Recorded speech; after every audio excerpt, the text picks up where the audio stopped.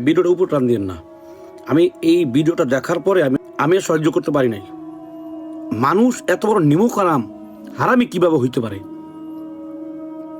যারা যে কোনো একটা প্রোগ্রামে যেয়ে বলে জিয়াউর রহমানের নাম নিলে, যে দৈনিক জিয়াউর রহমানের নাম নিবে সে বেহেশতে চলে যাবে।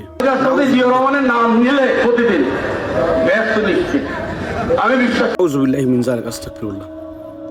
বেহেশত তুই কারো বাবার বাড়ি না মায়ের বাড়ি না দাদার বাড়ি? বেহেশত মানে কি একমাত্র আল্লাহ। কাকে বেহেশত দিবেন না দিবেন এটা আল্লাহ পাক পবিত্র কালামে মাজিদে বলে দিয়েছে। যে সমস্ত কুলাঙ্গার এই সমস্ত এই ধরনের কথা বলে, সেখানে কি কোনো মুসলমান ছিল না? যে প্রোগ্রামটা হয়েছে সেখানে কি কোনো মুসলমান উপস্থিত ছিল না? তারা কি সবাই নাস্তিক মোরতাদ নাকি? যে কুলাঙ্গারের বাচ্চা এই কথা বলছে, তাকে কেন সেখানে পিটিয়ে কেন তাকে ফিষ্ট করা হলো না? সেখানে কোনো মুসলমান ছিল না? আমরা কি দেখতে পাই? যে ক্ষমতা না আসতেই ইসলামের উপরে এভাবে আঘাত দেওয়া হচ্ছে। আর তারা যদি ক্ষমতা আসে তাহলে কি করবে?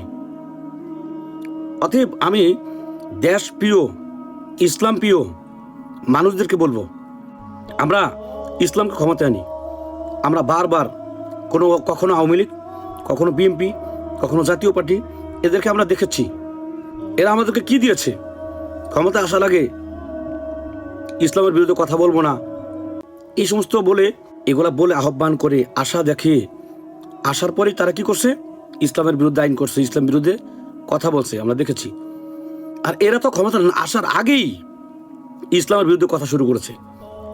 ওলামায়ে কেরামের গায়ে হাত দিচ্ছে, বিভিন্ন জায়গায় স্টেজে স্ক্রিনে দেখুন, বিএনপির নাম নিয়ে কোনো কথা বলেছি? এই স্টেজে দেখেন কিভাবে আলেমদের গায়ে হাত দিচ্ছে।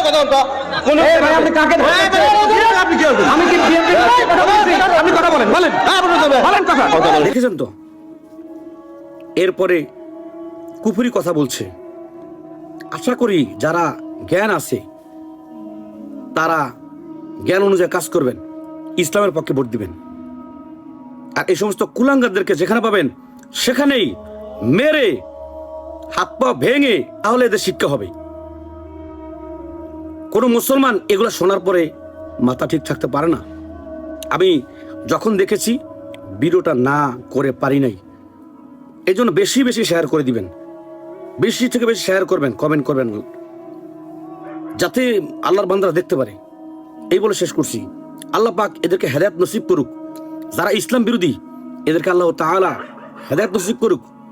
আর হেদায়েত যদি না থাকে এদেরকে চিরতরে ধ্বংস করে দেব, নিপাত করে দেব, চিরতরে ধ্বংস করে দেব।